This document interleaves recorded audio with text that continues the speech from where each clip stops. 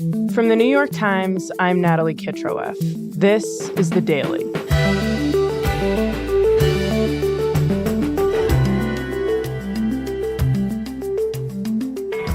Last week, Meta, the parent company of Facebook and Instagram, released a new social media platform to rival Twitter. It quickly became the most rapidly downloaded app ever. Today, my colleague Mike Isaac on how Twitter became so vulnerable and the challenges Meta faces in its quest to make a less toxic alternative.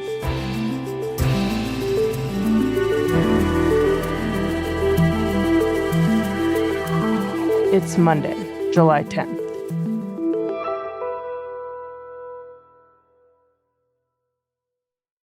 Mike, as all of us very online people know, and I honestly think maybe everyone else at this point is aware, Meta just launched this Twitter-like product that they call Threads. And it's been lighting the internet on fire. Please help us understand what's going on here. I think Meta basically just sees an opportunity to dethrone Twitter. As you might remember, Meta owns Facebook, Instagram, WhatsApp, and they've wanted to add a Twitter-like app to the company's growing platform of different apps that they own, which some folks are calling Twitter killer. And, the reason they think they can actually do this now is because Twitter's in a pretty diminished state. And I don't think you need to be a tech reporter to see it. If you just open the app and look at how things are going, it's pretty messed up right now. Should we look at it together? Yeah, as soon as I open the site right now, I'm seeing, a bunch of reply guys. What is a reply guy? Just remind me. Do you ever tweet something, or maybe this is just me, but tweet something benign about my life, and then 50 dudes will come up and say, actually, I think you're an idiot. That's basically much of life on Twitter. But reply guys aren't really new. What's new is that these small accounts with basically no followers, people I'm not following, are all of a sudden pushed to the top of my feed. What else do I have here? I'm getting hit with some spam in my replies and a bunch of crypto bots trying to sell me something. So not great. Yeah. It's a really spammy place. I feel like I don't really have control of anything. Totally. I think not feeling in control is the operative phrase here, because I don't have any idea what's going on. Right. And for many of us who've been watching this and also have been reading your reporting, a big part of this story of the current state of Twitter seems to have a lot to do with the current owner, Elon Musk. 100%.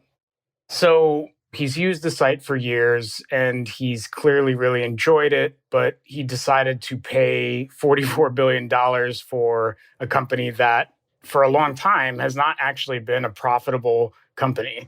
9 out of the 10 years, I believe, that it was public, it was not making money. And so he bought this sort of, foundering business, but he also did it kind of to make more of an ideological point. And his whole thing has been, free, unfettered speech on the internet is going away. He wants to make this company a viable business and make it sort of free speech for everyone, no rules, no moderation, the ultimate poster's paradise of Twitter, basically. He wants to make money and transform Twitter at the same time. How does he go about doing that? Yeah, so Musk's entire thing is cut, cut, cut. His whole sort of history of really running companies has been to pare down the finances as slim as possible. So at first, he basically lays off, a third of the company, and over the months ahead continues to cut more and more people till there's probably a couple thousand folks left at the company. How controversial was this idea that Twitter was really bloated? Was that a Musk thing, or did other people agree with him? Well, I think, to be fair to Musk, a lot of companies did actually do layoffs over the past year. But there's trimming the fat and then there's cutting to the bone. And he definitely cut to the bone. So Musk lays off a ton of people, including gutting the team in charge of content moderation. Yeah. So his other sort of qualm with Twitter is that they were banning a lot of the prominent conservative voices that he thought should be on the platform, from Marjorie Taylor Greene's account to Donald Trump's account to all sorts of other folks who he thought were either unduly banned or shouldn't be banned just because everyone should be having a voice. So he flips the switch. He basically is like, everyone come back and start posting. It felt for a while there that Twitter kind of became the Elon Musk show. I mean, he was boosting people he liked, right? And he was inserting himself into the site. And it just seemed, one, weirdly personal. And it also just seemed a little unstable. Totally. And it became a lot more political in ways that really upset a lot of folks, especially, I would say, the people who pay to serve ads on Twitter. And that led to problems for the business, basically. Talking about the most contentious issues that we have in our society today and things that a lot of people don't agree on already is not exactly something that is going to get me to buy a Coke when I see the tweet in my feed, right? Totally. So basically all this made advertisers super uncomfortable. And they decided to start pausing their amount of money that they spend on Twitter. And that really hurt Musk's pocketbook, especially at a time when he needed to be making money instead of losing it. So Twitter's advertising business is plummeting. But for Musk, he never really wanted to rely on that business to begin with. His whole vision from the beginning was to move away from advertising and make Twitter a subscriptions business. And what does that look like? Basically, he wants to make people start paying for Twitter. And so his sort of fixation over time has really focused on the blue check marks next to folks' names across Twitter. You have a blue check mark, right? Or you had, I guess, a blue check mark at one point? I had a blue check mark and it's long gone. Yeah. Me too. And that served an important purpose. People could actually say who they were on the platform. And if you or I were scrolling in our feed and saw that blue check mark, we could have the assurance that what they were saying probably was actually them saying it. Right. But for Musk, this system felt, all wrong, basically.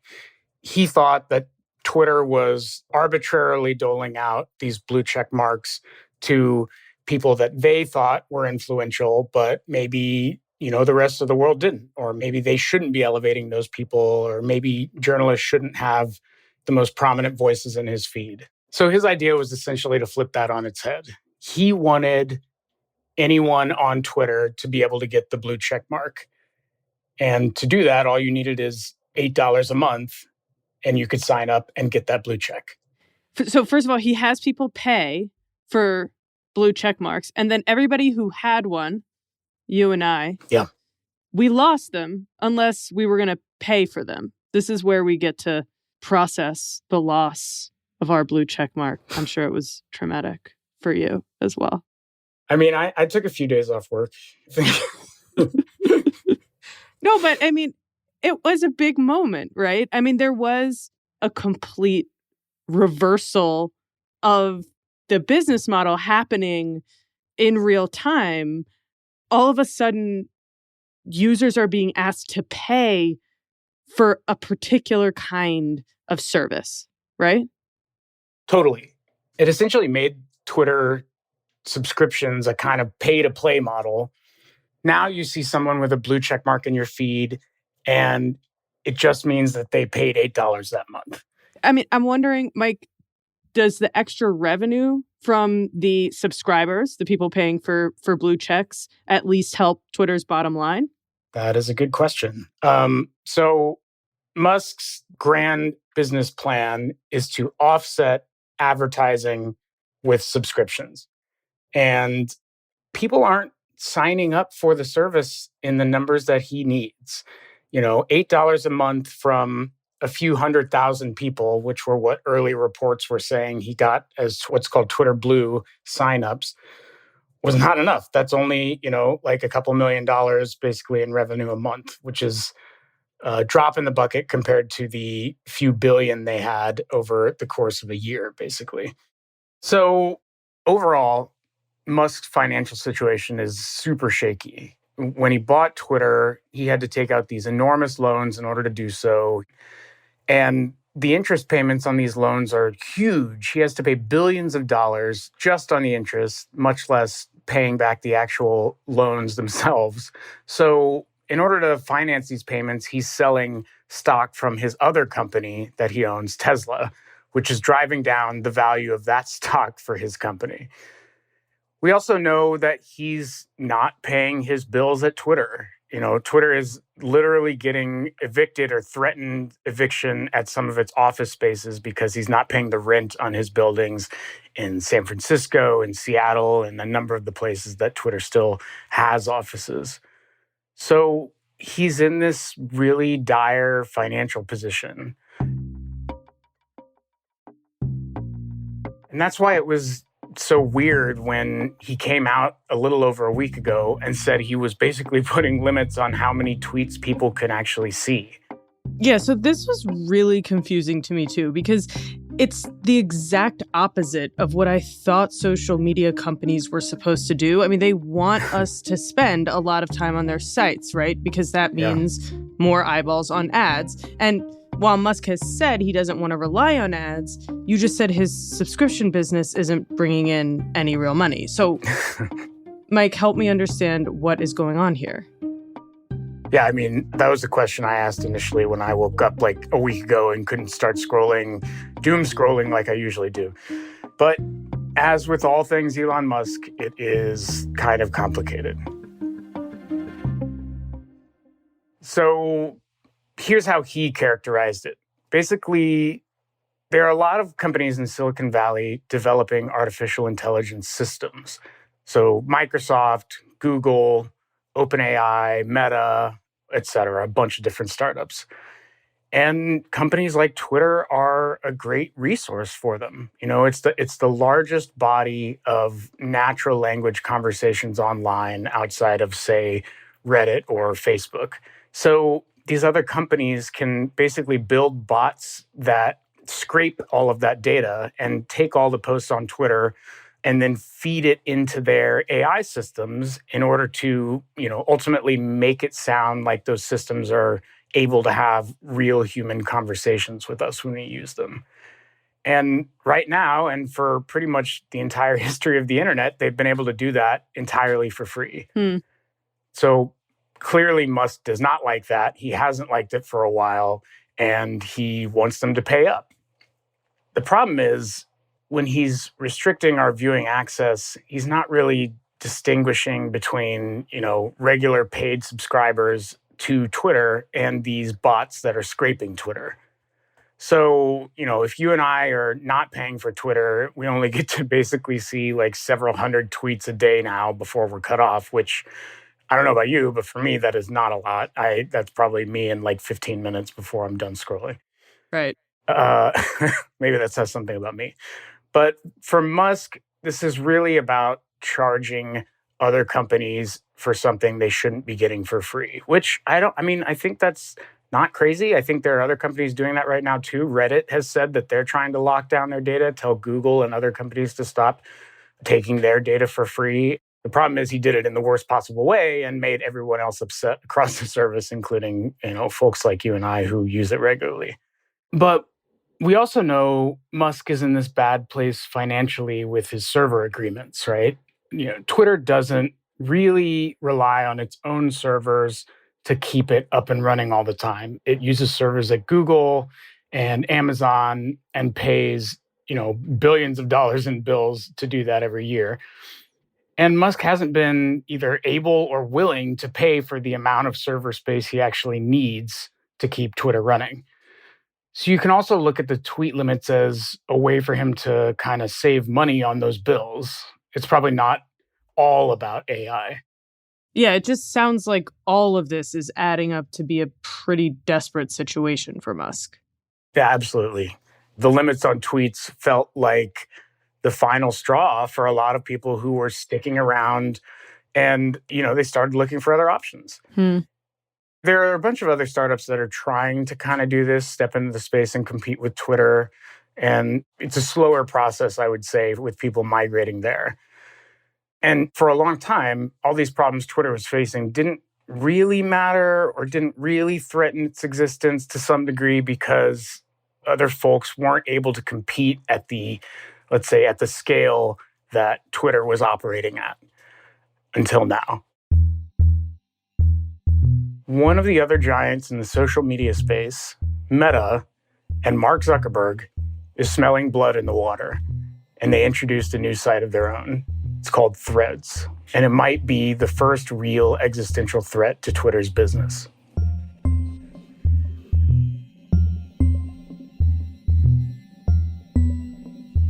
We'll be right back.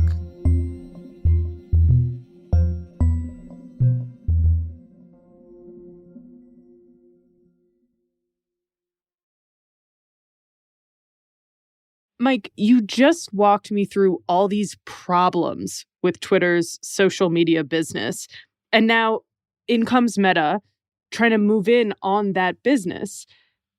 Why would Meta want to replicate something that, based on what you just told me, seems like a really challenging business model? This is a totally fair point. But I think, Mark Zuckerberg, Meta's CEO, has wanted to own Twitter for a very long time. He tried to buy the company, more than a decade ago. And he sees it as part of the social media landscape, another arena that people are talking and conversing online. And he doesn't want another company to own that. He wants to own that. And then they think that, unlike Twitter, which has been consistently unprofitable for a very long time, they can actually make this business work. And why is Meta so confident that it can succeed there where Twitter failed?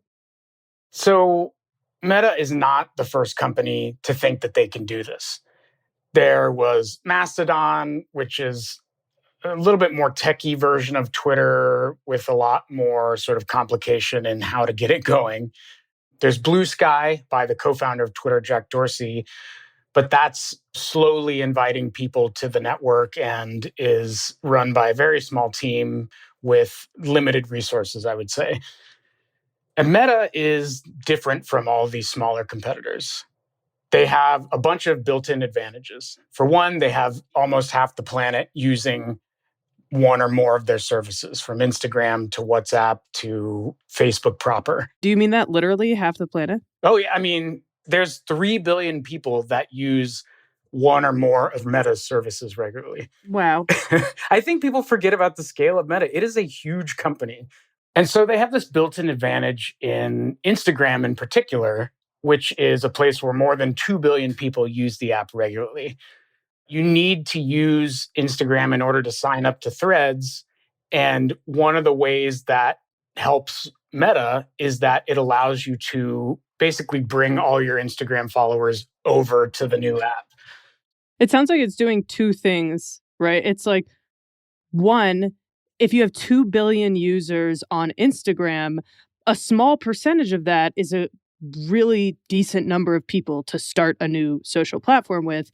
And then also, it gets rid of that problem that some new social media networks have, which is starting from scratch and having no followers and no audience kind of sucks. So for the individual user, you don't have to do that with this. You have a kind of base from the get-go.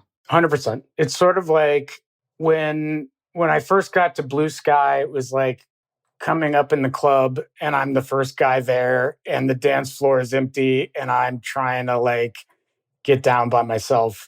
Whereas with Threads, they wanted it to feel like a party that you got to at I'm old, so I would say 11 p.m. But what, 2 a.m.? I don't know. I don't know either. Yeah, I trust you. 2 a.m., let's say, yeah. And it kind of worked. Mark Zuckerberg posted in the first 2 hours that 2 million people joined the app. By the next morning when he woke up, they were at 30 million people. It just keeps sort of going up and up and up. And the other part of this is that Meta can actually handle this giant influx of people coming in the door on day one. Meta has spent billions of dollars on infrastructure, servers over the years to make sure that they don't really have these types of problems and keep their services running. Also, you have another advantage. Meta has one of the most sophisticated advertising businesses in the entire world. They could essentially hook Threads into their existing advertising technology and, potentially sell ads to advertisers who already buy ads on Instagram or Facebook or other Meta properties and apps. And that's potentially lucrative right now. But, for now, they are at least not turning on ads in Threads until they get the user experience right. So we went on Twitter. It only feels fair to take a look at Threads. Should we go on? Yeah. I actually downloaded it. Am I an early adopter? I was like the 4 millionth user. Oh, interesting. I was the 2,768th user, just FYI. Wow, Mike. This is a sign you're too online. So immediately upon opening the app, I have a golden retriever puppy in my face, if that's indicative to what the vibe is. I see a rabbit named Lychee, which is really nice. Okay, it looks like Twitter, but it doesn't feel like Twitter. I mean, I have a lot of food pictures, and I guess there's this piece of this that's just a lot of the people that I follow on Instagram are the people that I am following on Threads. But then there's this also sort of jarring thing where it's like, do I want to see all of my Instagram follows' inner thoughts unfurl on this app? Totally. I mean, they are super different vibes as far as like what I do on Twitter versus what I do on Instagram, right? And I think Meta also knows that that is an issue. Like they're trying to reckon with that. I spoke to the head of Instagram a few days ago, and they said they're going to try to like figure it out. And they hope that the culture kind of forms itself over time. What did he tell you about what Meta wants the app to feel like? So their whole thing is we want this to be a friendly place for conversation online. That is the way that they're trying to distinguish themselves from Twitter. Their whole thing is, we know that you go to Twitter and don't feel great when you use it. We want you to come to Threads and feel better about having talked to people online on Threads after you use it. I mean, it sounds like Meta is saying, yes, this is basically a copy of Twitter, but it's going to be a much nicer version. This is going to be a place to have cordial conversations. But we know that you can't control speech and much less on social media. What makes Meta think that they can keep a positive vibe on the platform? I think their whole deal is the algorithm. Meta, Facebook, Instagram, they have a long history of creating, social media feeds that are curated and more specific to what their algorithm believes you and I actually want to see. And so a hallmark of Twitter is essentially what's called reverse chronological order. You see every post from every person you want to follow. Meta's idea of that is if we can curate it algorithmically to show people nicer things, maybe that keeps them coming back. Maybe we don't show them as much political content or news that might be upsetting. Maybe we try to stick to, people sure spend a lot of time looking at this dog pic, or people like interacting with this celebrity or comedian on here. We're going to promote them much more. I don't know if it'll work.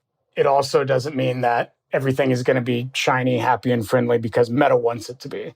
Right. This has been a problem in the past for Meta. It's been linked to spreading false information, making political discourse more polarized, sometimes inciting violence here and abroad. Yeah, you're totally right. You do not have to look back into the past that far to see a bunch of examples of how algorithmic curation has gotten Meta in trouble. They were early and really instrumental in spreading some of the QAnon groups across Facebook, the conspiracy theorist groups. They had a hand in spreading political messages with ethnic cleansing in Myanmar a few years ago, which was absolutely horrible and really upset people even inside of Meta. And there was the January 6th uprising at the Capitol that initially organized across Facebook groups.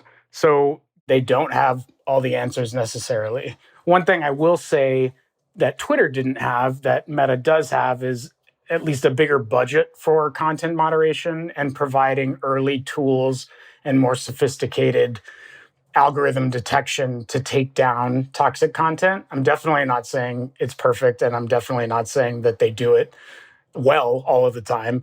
But compared to Twitter, which has basically no one running things over there, it's at least somewhat better. So, Mike, how is Twitter and Elon Musk responding to this new threat from Meta? Not well.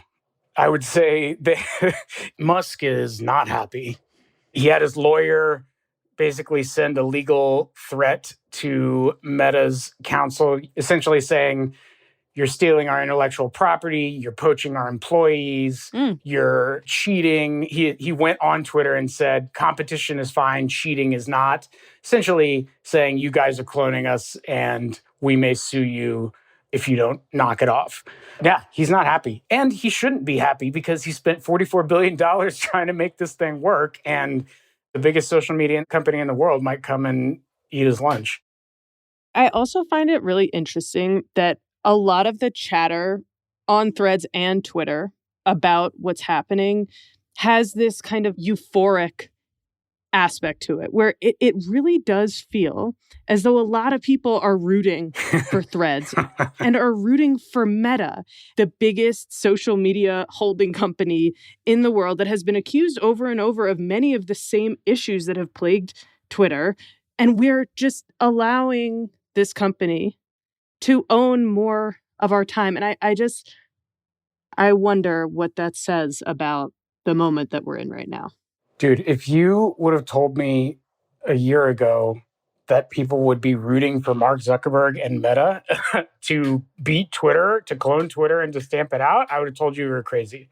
But it speaks to how upset people are with Elon Musk and some of the changes he's made to this service that people love and hate at the same time, It probably speaks to Zuckerberg coming in at the exact right moment and realizing that he has a foil that he can sort of put himself against and look good. But to your point, it also is another moment where Meta only gets bigger and bigger. And I think folks should probably at least reckon with that when they're making some of these decisions and how that makes them feel if they're comfortable with it. Mike, I'm also wondering what this says about us, that the replacement for Twitter wasn't just going outside, with it. I know that sounds quaint, but this is a real question. I mean, yeah. When Twitter started to spiral, I think there was a sense of relief among some people, and I'm outing myself here, that there was gratitude that we would no longer have to care about being on this platform that had become often hateful and toxic. And then, and I'm including myself here, as soon as another viable option came along, we all said, yep, we'll try it.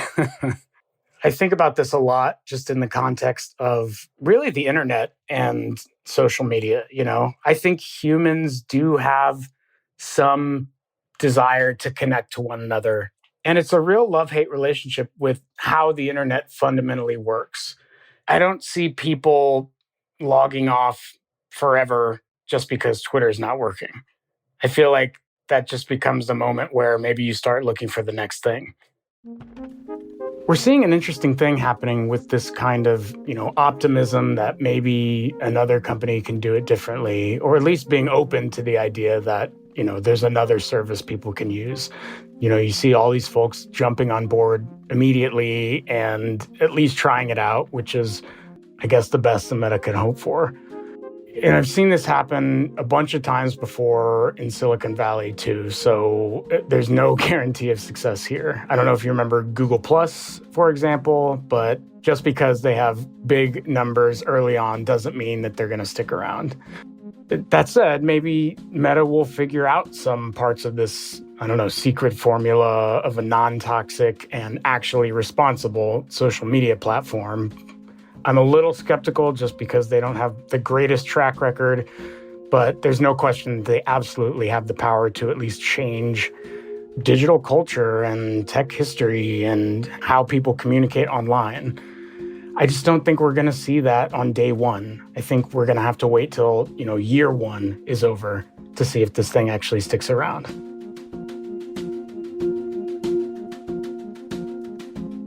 Mike, thank you. Thanks for having me.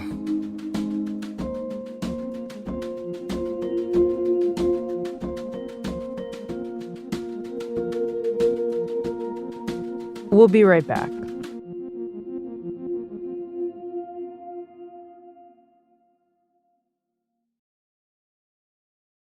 Here's what else you need to know today. A self-described white nationalist who killed 23 people at a Walmart in El Paso, Texas, was sentenced to 90 consecutive life sentences on Friday. The gunman, who had written that he thought Hispanics were, quote, invading America, pled guilty to federal hate crime charges in the 2019 mass shooting, one of the deadliest attacks on Latinos in U.S. history. He still faces a separate state murder trial where Texas prosecutors have said they will seek the death penalty. And after meeting with economic policymakers in Beijing, Treasury Secretary Janet Yellen promised the U.S. and China would pursue more frequent communication and said the bilateral relationship was on steadier footing despite deep differences. Yellen's trip to China, the first by a U.S. Treasury Secretary in 4 years, did not produce any new agreements or policy announcements, but it was seen as a positive step toward easing tensions between the two countries.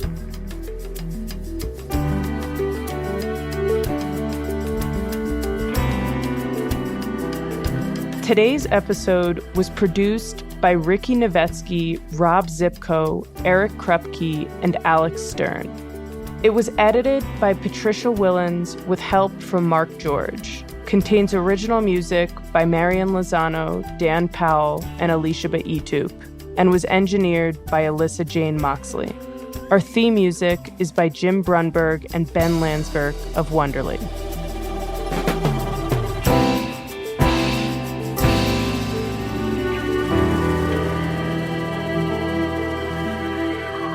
That's it for The Daily. I'm Natalie Kitroeff.